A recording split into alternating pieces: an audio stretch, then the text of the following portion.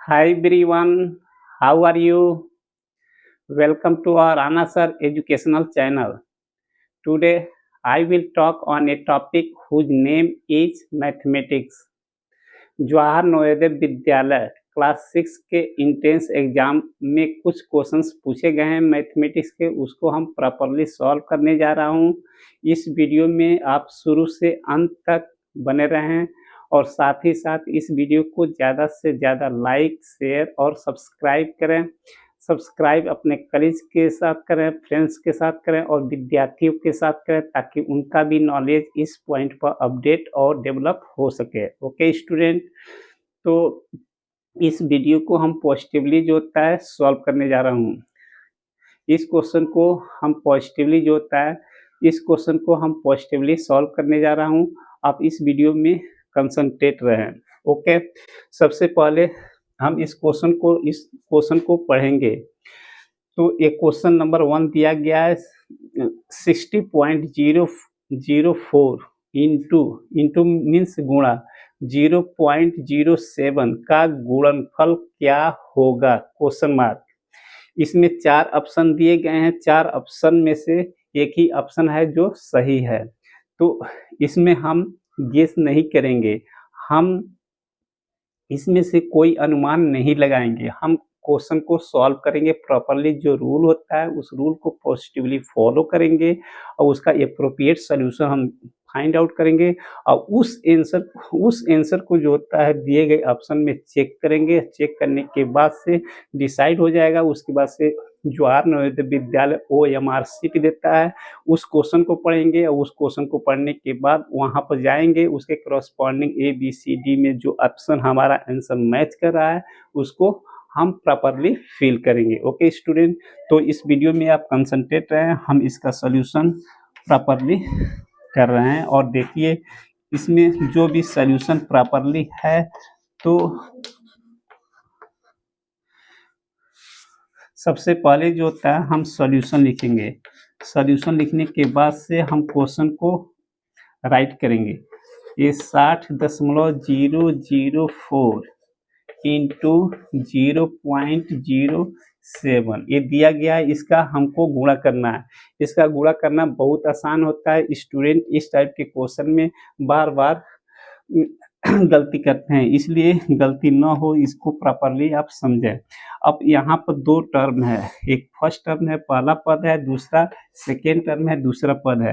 तो दशमलव को छोड़ने के बाद से जो अंक बनता है उस अंक को प्रॉपरली यहाँ पर लिख लेंगे।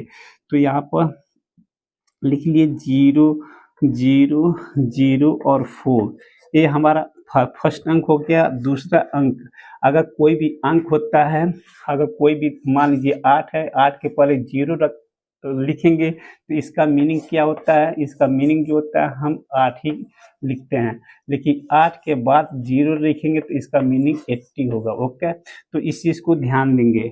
तो यहाँ पर 7 के पहले 0 है तो उस 0 को हम छोड़ देंगे और 7 लिखेंगे। ओके, उसके बाद से इसको मल्टीप्लाई करेंगे। मल्टीप्लाई का मतलब गुणा करेंगे। गुणा करने के लिए आप डायरेक्ट कर सकते हैं या फर्स्ट डिजिट को टॉप पर लिखें और सेकेंड डिजिट को बॉटम में लिखें और जो गुणा करने का जो प्रोसीजर वो है उसको प्रॉपरली आप फॉलो करें। तो यहाँ पर 6,004 लिखे और यहाँ पर 7 से मल्टीप्लाई करेंगे। तो इसको 7 का पहाड़ा 4 बार पढ़ेंगे। 7 चौको 28, 28 जो होता है हम कहीं लिख लेंगे। इसमें जो यूनिट प्लेस का अंक होता है वहाँ पर लिखेंगे और यहाँ पर जो होता है 2 मिला एक कैरी है, CARRY कैरी, वो कैरी लेंगे। अब 7 का गुणा 0 में करेंगे। किसी भी अंक में 0 से गुणा करते हैं वह अंक जो होता है वह गुणनफल 7 को जो होता है 0 में गुणा करेंगे। 7 को 0 में गुणा करेंगे तो वह 0 हो जाता है। जब किसी भी अंक को या किसी भी डिजिट को हम 0 से गुणा करते हैं या मल्टीप्लाई करते हैं उसका वैल्यू 0 हो जाता है। अब हमें कैरी कितना मिला है 2, तो इस 0 में हम 2 को ऐड करेंगे तो हमको कितना मिलेगा 2, तो हम यहाँ पर 2 लिखेंगे। ओके। फिर से हम 7 को 0 में गुणा करेंगे तो 0 हो जाएगा, फिर से 7 को 0 में गुणा करेंगे 0 हो जाएगा, 7 को 6 में गुणा करेंगे 7 छक्के 42, तो यहाँ पर हम 42 लिखेंगे। ओके, तो हम प्रॉपरली 42 लिखेंगे। ओके, तो अब स्टूडेंट आपको ध्यान देना है कि हम पहले टर्म को लिखा, यहाँ पर दूसरे टर्म को यहाँ पर लिखा, इसके बाद से इसको गुणा किया, गुणा करने के बाद से इसको इतना लिखा। गुणा करते समय हमने ये देखा तो ये यूनिट प्लेस है, यूनिट प्लेस को सेम उतार दिए, लेकिन 2 कैरी हुआ।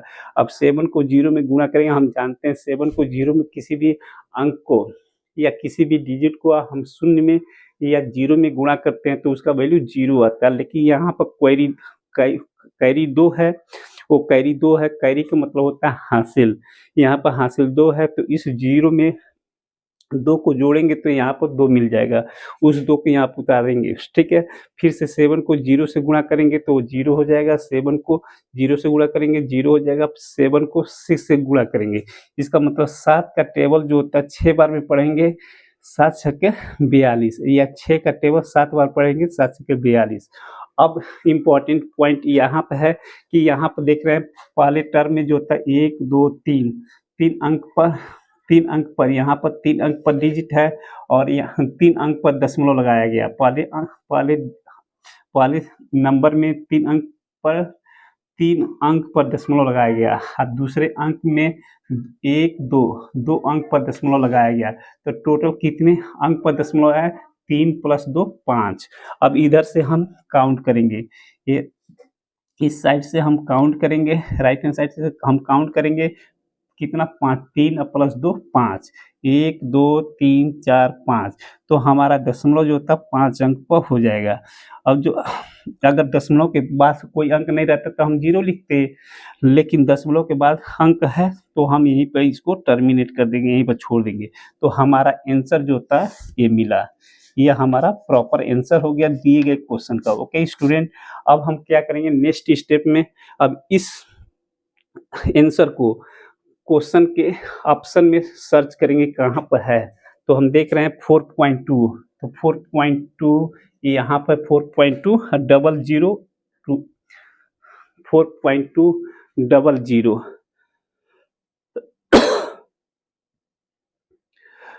4.2 00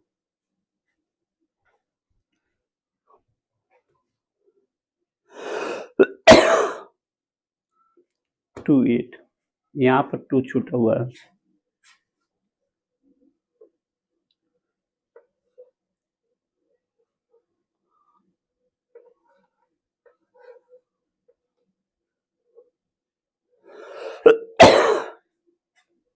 तो हम यहाँ पर काउंट कर लिए कि पहले नंबर में 3 अंक पर दशमलव है, दूसरे नंबर में 2 अंक पर दशमलव है, इसलिए 3 और 2 5, इसलिए हम राइट हैंड साइड से 5 अंक पर दशमलव लगाएंगे, तो 1 अंक 2 अंक 3 अंक 4 अंक 5 अंक पर दशमलव लगा दिए। अब दशमलव के लेफ्ट हैंड साइड में अगर कोई अंक या डिजिट नहीं रखता तो हम 0 वहाँ पर रखते, लेकिन है तो इसलिए यहाँ पर छोड़ देंगे। अब नेक्स्ट स्टेप में हम क्या करेंगे कि इस आंसर को क्वेश्चन के दिए गए ऑप्शन में सर्च करेंगे, खोजेंगे कहाँ पर है, तो हम देख रहे हैं 4.20028, तो 4.20008 इसका मतलब बी है। सी को सब आंसर को चेक करेंगे, ऐसा नहीं हो कि कहीं मल्टीपल आंसर आ जाए, तो इसलिए हम चेक करेंगे ये बी हो गया, ये सी डिफरेंट है, डी भी डिफरेंट है, तो हमारा आंसर मिल गया बी।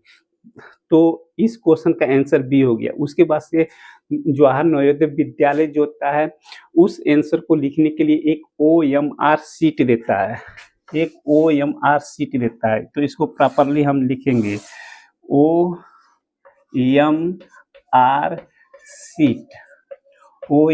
शीट देता है। तो उस OMR शीट में जो होता है क्वेश्चन नंबर आएगा और उसमें ऑप्शन दिए जाएंगे A B C और D, इसी तरीके से ऑप्शन से दिए जाएंगे। उस क्वेश्चन नंबर को पढ़ेंगे और देखेंगे कि हमारा उस क्वेश्चन का कौन सा ए बी सी डी में कौन सा सही है, तो हम इसमें देखें तो हमारा बी सही है, इसलिए बी को जो होता है प्रॉपरली जो होता है ब्लैक पेन से जो होता है उसको कलर करेंगे, और ये ध्यान देंगे कि पेन जो होता है उस सर्किल से बाहर न आए। अगर वो पेन जो होता है सर्किल के बाहर आ जाएगा, क्योंकि OMR शीट जो होता है मैन पावर जो होता है चेक नहीं करता है, मशीन चेक करता है, तो मशीन जो होता है उस सर्किल से बाहर पेन अगर चल गया तो वह डिटेक्ट नहीं करेगा, इसलिए वो आंसर गलत माना जाएगा। ओके, इसलिए ये सावधानी से आपको इस सर्किल के अंदर फिल करना, ऐसा नहीं है कि सर्किल में फिल किया और सर्किल के अंदर कहीं थोड़ा सा छोड़ दिए, वो भी आंसर गलत माना जाएगा, मशीन उसको भी डिटेक्ट नहीं करेगा, उसको भी जांच नहीं करेगा, तो उसको भी छोड़ देगा। इस तरीके से आपका क्वेश्चन का आंसर, इस तरीके से आपका क्वेश्चन का आंसर सही माना जाएगा। ओके स्टूडेंट, तो आप इस तरह से कोई भी क्वेश्चन आप पाएंगे तो इसी तरीके से प्रॉपरली आप सॉल्व करेंगे और अपने आंसर को जो होता है ओमार सीट में जो होता है आप प्रॉपरली फिल करेंगे। ओके स्टूडेंट, अगर यह वीडियो आपको अच्छा लगा हो तो इस वीडियो को ज़्यादा से ज़्यादा लाइक करें, शेयर करें अपने कलीग के साथ, फ्रेंड्स के साथ और विद्यार्थियों के साथ, ताकि उनका भी नॉलेज इस पॉइंट पर अपडेट और डेवलप हो सके। अगर और इस चैनल को ज़्यादा से ज़्यादा सब्सक्राइब भी करें। ओके, अगर कोई भी पॉइंट, अगर इस सॉल्यूशन में कोई भी पॉइंट आपको समझ में न आ रहा हो तो कमेंट सेक्शन में अपने क्वेरी को टाइप करें पॉजिटिवली और सेंड करें, हम आपके क्वेरी को रिसीव करेंगे पॉजिटिवली। जो होता है I will give the solution of your query in detail positively. Okay student, so you have to take the advantage of this video. Okay, thank you for watching this video. I will meet you in next video. हम अगले video में फिर मिलते हैं। जय हिंद।